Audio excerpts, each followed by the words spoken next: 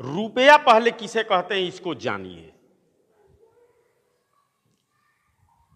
आजकल जो आप रुपया ले अपने पॉकेट में, अपने घर में, अपने बैंकों में रखे हैं, कोई पूछ दे कि इसका क्या मतलब होता है, तो आप सिर्फ एक बात जानते हैं कि यह लेन देन का एक माध्यम है।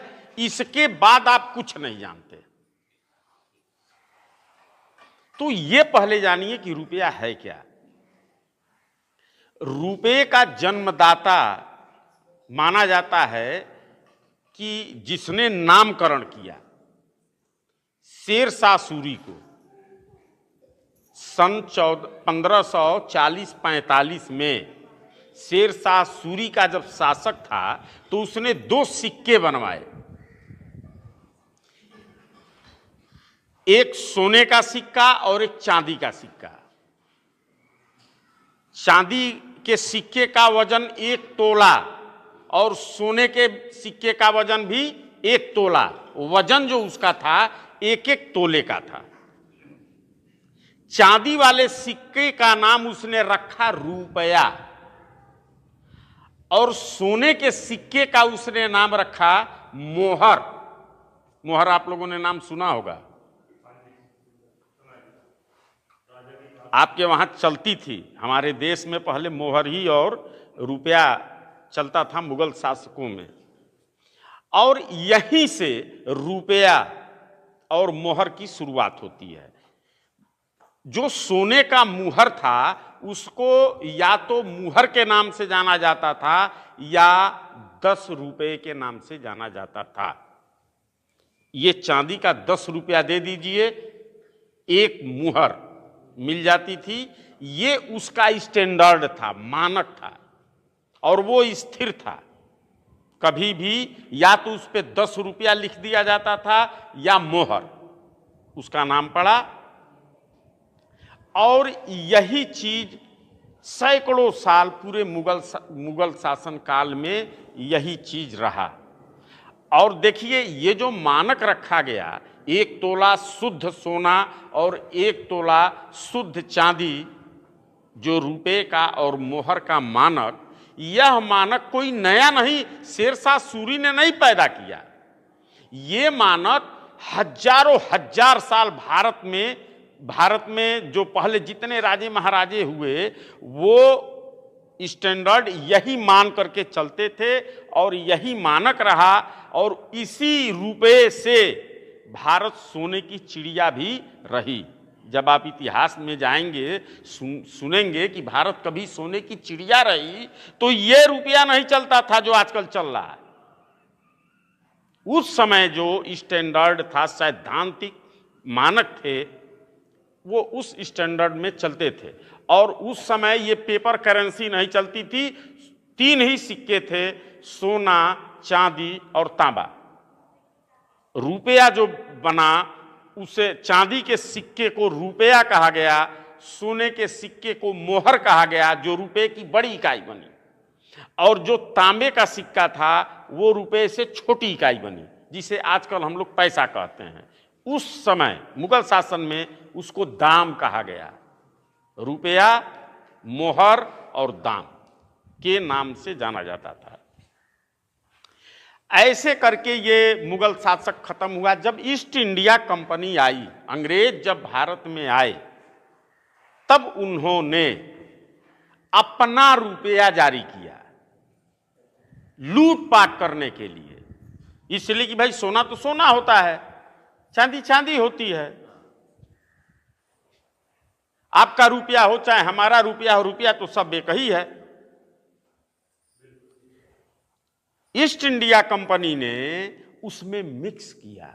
देखिए, प्रथम मानक यही तोड़ा गया और यहीं से हम बर्बाद होना शुरू होते हैं। लोग कहते हैं कि ईस्ट इंडिया कंपनी आई तो वो व्यापार करती थी, जीरा, धनिया, मरीच वगैरह वगैरह जो मसाला चलता है वो बेचती थी, खरीदती थी। टोटल बात गलत है। उन सबों का मुख्य धंधा ही रुपया था, और ईस्ट इंडिया कंपनी ही ब्याज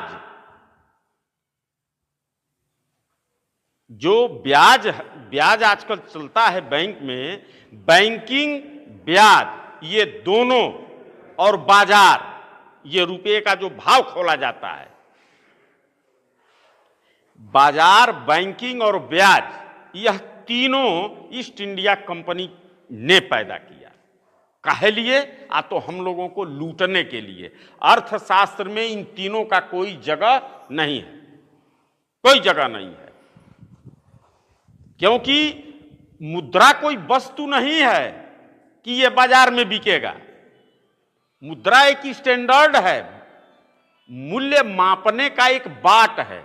जैसे किलोग्राम, भार को तौलने के लिए हमको गेहूं धान अगर तौलना हो तो उसको किलोग्राम से तौलने के लिए वो बाट बनाया गया, ठीक उसी तरीके से मूल्य को मापने का यह एक बाट था।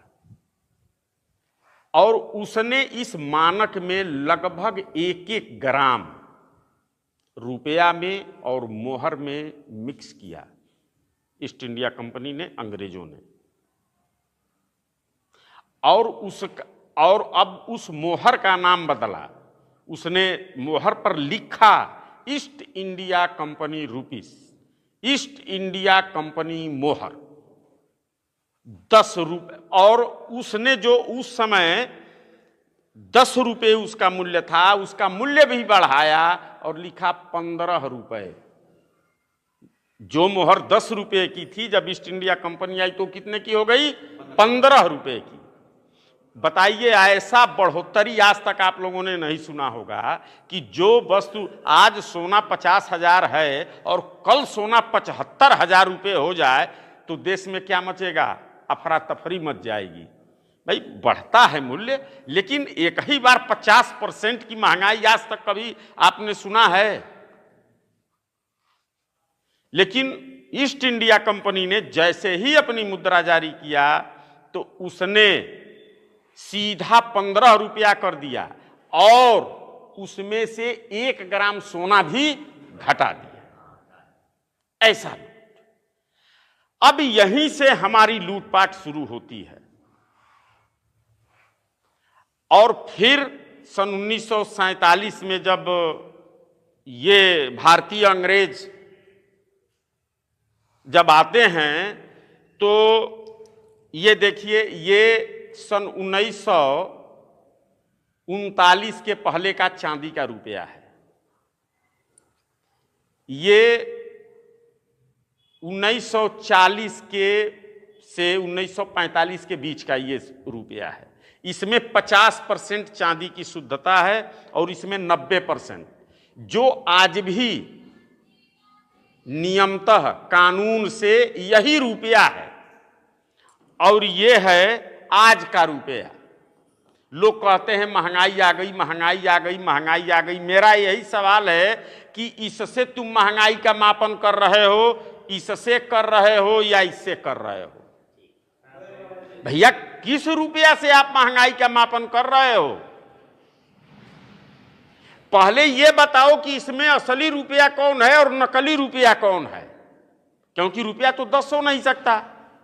किलोग्राम कोई 100 ग्राम का बना दे, कोई 200 ग्राम का बना दे, कोई 1000 ग्राम का बना दे और कहे सब किलो है, तो कोई मानेगा? जो मानक के अनुरूप होगा, जो 1000 ग्राम का किलोग्राम होगा, उसी को सभी लोग कहेंगे कि यही किलोग्राम है। यह घटना, मैं आपको एक बात बताऊं, यह सुप्रीम कोर्ट की घटना है। Justice A.K. माथुर और लोकेश्वर सिंह पंता की खंडपीठ थी। वहां इसी रुपया को लेकर के बहस हो रही थी। कुछ ऐसी बात आई कि हम लोगों ने तैस में आकर के और उनकी मेज पर इस तीनों रुपये को रख दिया गया और एक कागज का भी नोट था। और यह हुआ कि श्रीमान, इसमें से कौन सा रुपया है आप हमको दे दीजिए, कौन असल है कौन नकल है। इस रुपये को लेकर के जाते हैं तो 1 रुपये में 50 किलो गेहूं मिल जाता है। इस रुपये को लेकर के जाते हैं तो 25 किलो गेहूं मिलता है। और इस रुपया को लेकर के जाते हैं तो 1 कप चाय भी नहीं मिलता है। इसमें कौन रुपया वैध है और कौन अवैध है, ये आप हमको बता दीजिए। वहां उस खंडपीठ की बोलती बंद हो गई, एक जुबान भी नहीं बोली। और हम लोगों ने उन जजों की ऐसी की तैसी की। कुछ ऐसी घटनाएं थी, मैं अब उसका बहुत विस्तार में नहीं जाऊंगा। कहने का मतलब कि आज भी कोई इस बात को बताने वाला नहीं है, और ये पूरे भारत की जनता को पट्टी पढ़ाई जाती है, महंगाई आ गई, महंगाई आ गई। और हुई क्या, तो ये जितने रुपए का सोना और चांदी था ये सब लूट लिए और कागज का रुपया हमको दे दिए। पेपर करेंसी क्या है ये आम जनता जानती ही नहीं।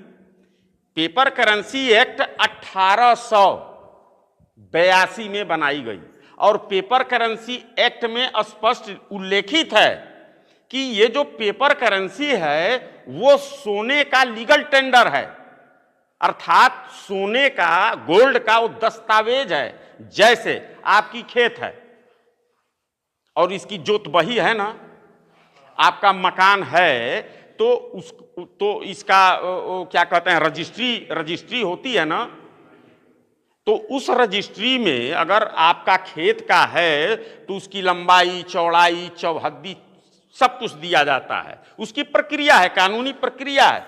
ठीक उसी तरीके से मकान का भी है, ठीक उसी तरीके से इस रुपए का भी एक्ट बना है। आप ये मत समझिए, और जब हमने एक्ट मांगा इन लोगों से तो सब लोगों ने हाथ खड़ा कर लिया, कहा हमारे पास वैध रुपए का कोई दस्तावेज उपलब्ध नहीं है, ऐसे लिखा। तो जब वित्त मंत्रालय, भारत सरकार ये शब्द लिख करके दे रही है कि वैध रुपए का कोई दस्तावेज उपलब्ध नहीं है, तो तुम ये बताओ जो रुपये से लेन देन करवा रहे हो ये वैध है कि अवैध है? अभी वो बुक निकलेगा, उसमें कुछ विस्तार से दिया जाएगा। कहने का मतलब कि ये लोग चारों तरफ से घिर चुके हैं और ये अवैध रुपए से हम लोगों का खूब भरपूर शोषण कर रहे हैं। और इस शोषण में सबसे अधिक अगर तबाह और को परेशान कोई है तो वह पहले नंबर में इस देश का किसान है।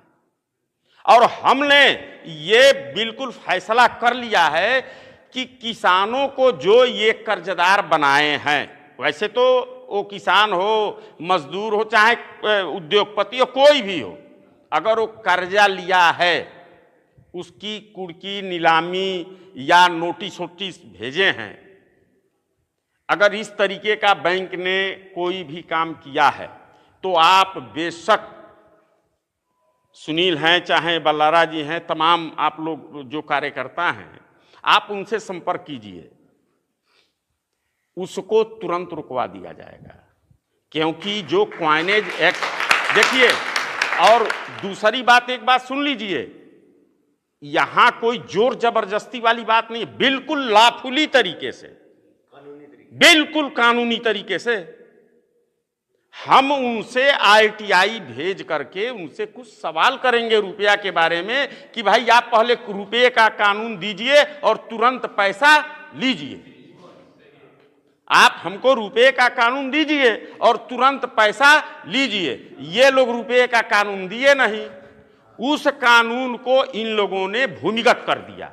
मुझे उसको खोजने में 8 साल लगे, और वो भी कैसे कैसे मेहनत से वो मिला, साम दाम दंड भेद सारे नियम अपनाने पड़े। लेकिन ये लोग जहां चोरवाए थे वहां से सारे दस्तावेज प्राप्त कर लिए गए, और उस कानून में लिखा है कि 777 मिलीग्राम सोना बराबर 1 रुपया।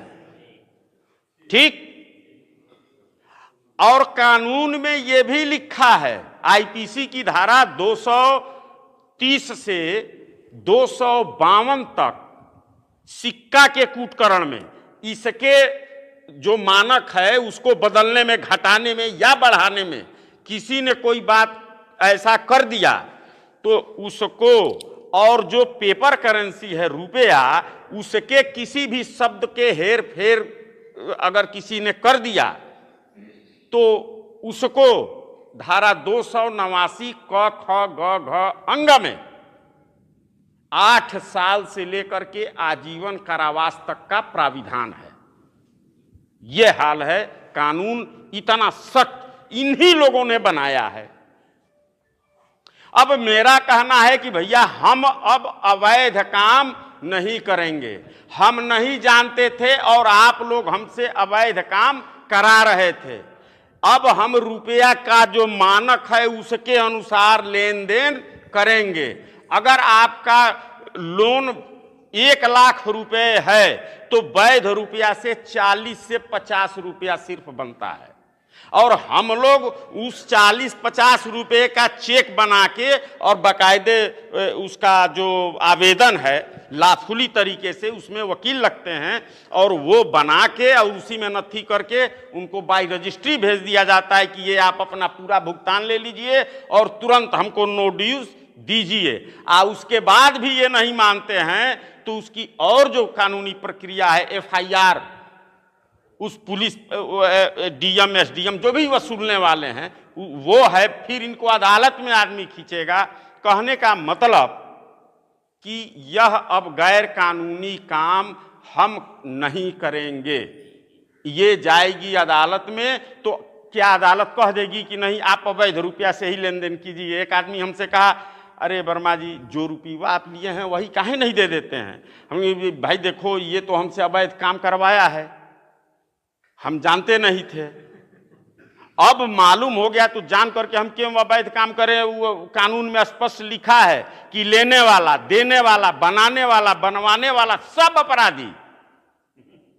तो अब हमसे ये गलती नहीं होगा। अब जो कानून है हम उसके अनुसार करेंगे। उसकी सारी कॉपी उसमें नथी होती है, वो सब अदालत में रखा जाता है। ये मत समझिए कि ये नेतागिरी है, चाहे आपसे कोई वोट लेना है चाहे कुछ देना है, ऐसी बात नहीं है।